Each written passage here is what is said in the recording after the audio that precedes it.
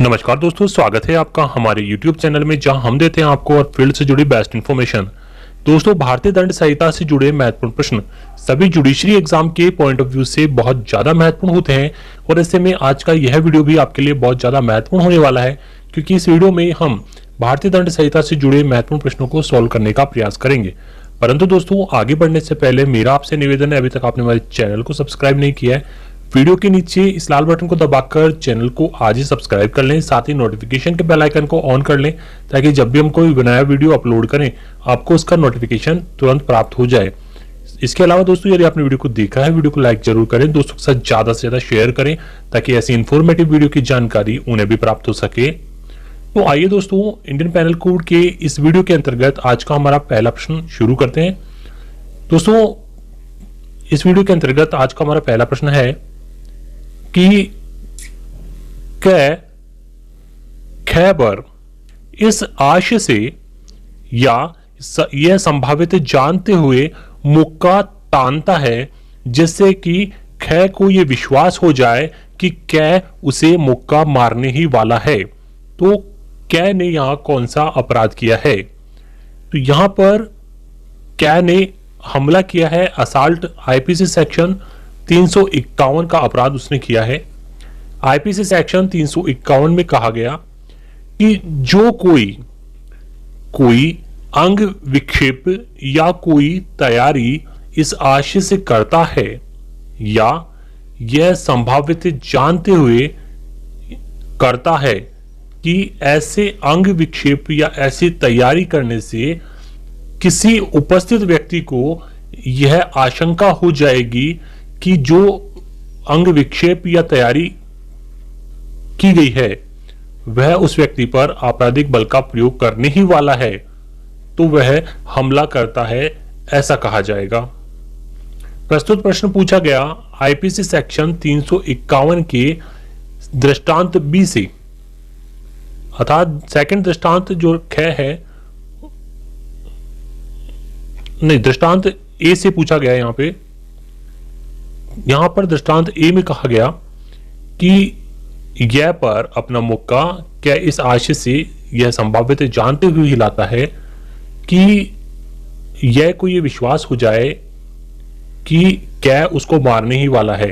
तो कै ने यहां पर असाल्ट का अपराध किया, हमला किया उसने, जिसके लिए उस पर आईपीसी सेक्शन 351 लागू होता है।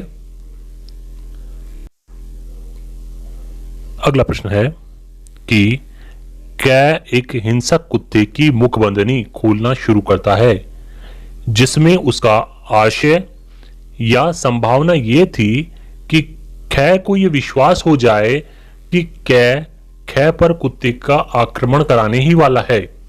तो कै ने यहां कौन सा अपराध किया है? तो कै ने यहां पर हमला किया है, असाल्ट का अपराध किया है, जो कि आईपीसी सेक्शन 351 का है में दिया गया है। आईपीसी सेक्शन 351 का दृष्टांत कै से पूछा गया प्रश्न है। अगला प्रश्न है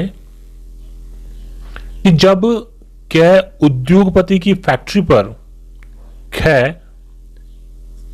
आयकर निरीक्षक बही खातों आदि की जांच करने हेतु प्रवेश करता है एवं अपना परिचय पत्र और प्रयोजन बताता है, तब कै उसको धकेल कर वहां से बाहर कर देता है। कै ने किस अपराध का दोषी है?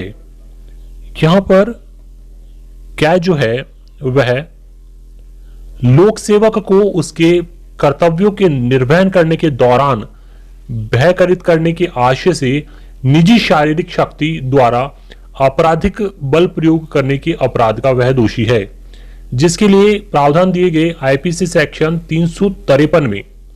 उसने आपराधिक बल का प्रयोग तो किया है, परंतु आईपीसी सेक्शन 353 में स्पेशल तौर पर कहा गया कि लोक सेवक को अपने कर्तव्यों के निर्वहन से भयपरित करने के लिए हमला या आपराधिक बल का प्रयोग करने के प्रावधान दिए गए, जिसमें कहा गया कि जो कोई ऐसे व्यक्ति पर जो कि लोक सेवक है और उस समय जबकि वह लोक सेवक होने के नाते अपने कर्तव्यों का निष्पादन कर रहा है, इस आशय से कि वह व्यक्ति को लोक सेवक होने के नाते अपने कर्तव्यों के निर्वहन से निवारित करे या भय करित करे।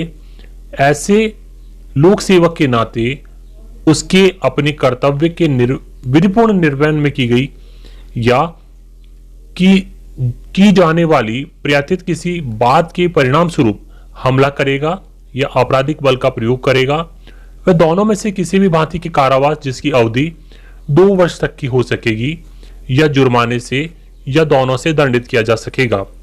तो प्रस्तुत प्रश्न में भी यही किया कि कै उद्योगपति की फैक्ट्री पर खे एक आयकर निरीक्षक है, इनकम टैक्स इंस्पेक्टर है, जो कि बही खातों के निरीक्षण की जांच करने हेतु प्रवेश करता है और अपना परिचय भी देता है, परंतु फिर भी यहां पर कै उसको धकेल कर बाहर कर देता है। तो उसने एक लोक सेवक को उसके पदीय कर्तव्यों के निर्वहन के दौरान भयकरित करने का अपराध और शारीरिक शक्ति का प्रयोग करते हुए आपराधिक बल का उसने प्रयोग किया है, जिसके लिए आईपीसी सेक्शन 353 का उस पर मुकदमा चलाया जा सकता है और जिसके लिए उसे 2 वर्ष की सजा और जुर्माने से उसे दंडित किया जा सकता है। अगला प्रश्न है कि गांव की एक चौपाल पर कै नामक जाति पंच ने युवती कै को इसलिए जबरदस्ती चीर हरण किया क्योंकि उस व्यक्ति ने अंतरजातीय विवाह कर लिया था। तो कै ने यहां पर कौन सा अपराध किया है? तो कै ने यहां पर लज्जा भंग करने के आशय से उस पर आपराधिक बल का प्रयोग करने का अपराध उसने किया है। आपराधिक बल का प्रयोग उसने किया जो कि लज्जा भंग करने के आशय से था। लज्जा भंग की जो डेफिनेशन है वह आईपीसी सेक्शन 354 में दी गई है, जिसमें कहा गया कि किसी स्त्री की लज्जा भंग करने के आशय से उस पर हमला या आपराधिक बल का प्रयोग करना। जो कोई किसी स्त्री की लज्जा भंग करने के आशय से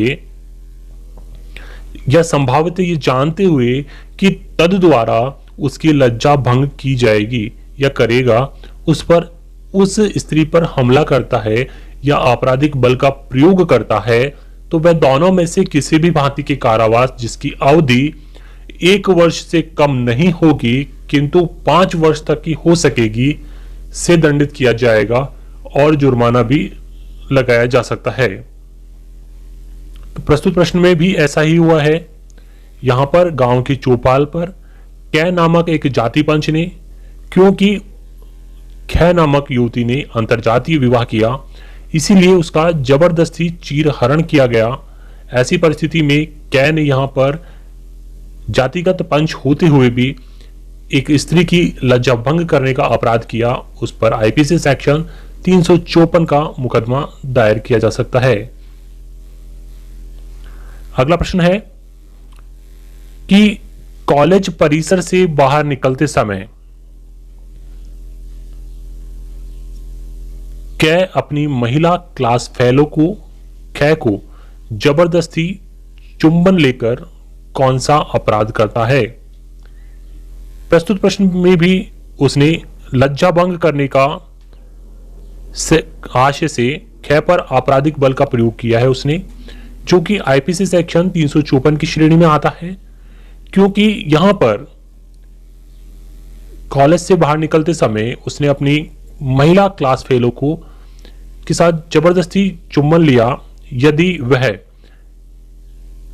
सहमति से होता तो यह अपराध ना होता, परंतु क्योंकि उसने जबरदस्ती किया है इसीलिए यहां पर लज्जा भंग करने के आशय से कै पर आपराधिक बल प्रयोग करने का अपराध उसने किया है। अगला प्रश्न है, कै ने एक मेले की भीड़ का फायदा उठाकर एक महिला की छाती दबाई। कै ने कौन सा अपराध किया है? तो यहां पर कै ने आईपीसी सेक्शन 354 का अपराध किया, अर्थात लज्जा भंग करने के आशय से कै पर आपराधिक बल का उसने प्रयोग किया। क्योंकि उसने भीड़ का फायदा उठाकर यह कार्य किया, इसीलिए आईपीसी सेक्शन 354 के तहत उसने लज्जा भंग की है।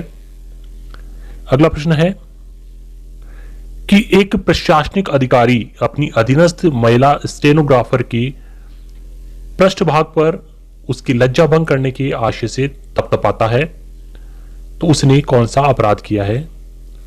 यहां पर उसने लज्जा भंग करने के आशय से आपराधिक बल का प्रयोग उसने किया है। यह भी आईपीसी सेक्शन 354 की श्रेणी में आता है।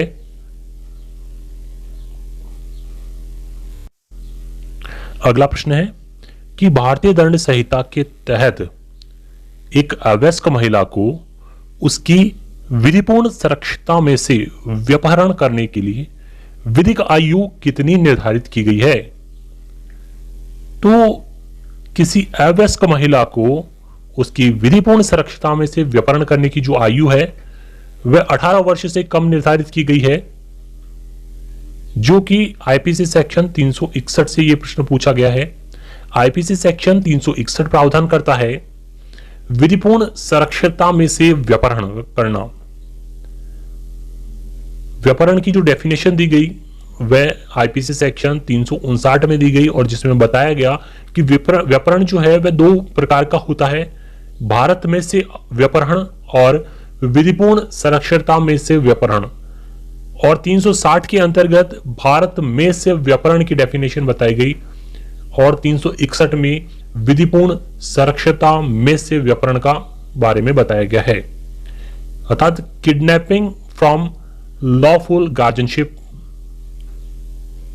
कि जो कोई किसी अप्राप्त वयस्क को, यदि वह नर है तो 16 वर्ष से कम आयु का है, और यदि वह नारी है तो 18 वर्ष से कम आयु वाली है, या किसी विकृतचित व्यक्ति को ऐसे अप्राप्त वयस्क या विकृतचित व्यक्ति की विधिपूर्ण सुरक्षितता में से ऐसे संरक्षक की सहमति के बिना ले जाता है या बहका कर ले जाता है, वह ऐसे अप्राप्त वयस्क को या ऐसे व्यक्ति को विधिपूर्ण सुरक्षितता में से व्यपहरण करता है, किडनैपिंग करता है, ऐसा कहा जाएगा। तो यहां पर अवयस्क महिला को उसकी लॉफुल गार्जियनशिप से किडनैपिंग करना की जो आयु है, यदि वह महिला 18 वर्ष से कम है तो आईपीसी सेक्शन 361 के तहत लागू होता है। तो दोस्तों ये थे कुछ महत्वपूर्ण प्रश्न जो कि इंडियन पैनल कोड अर्थात आईपीसी से जुड़े थे, जो कि कई जुडिशरी एग्जाम के अंतर्गत कई बार पूछे जाते हैं। आई होप आपको हमारा यह वीडियो पसंद आया होगा। दोस्तों वीडियो पसंद आए वीडियो को लाइक करें, दोस्तों के साथ ज्यादा से ज्यादा शेयर करें।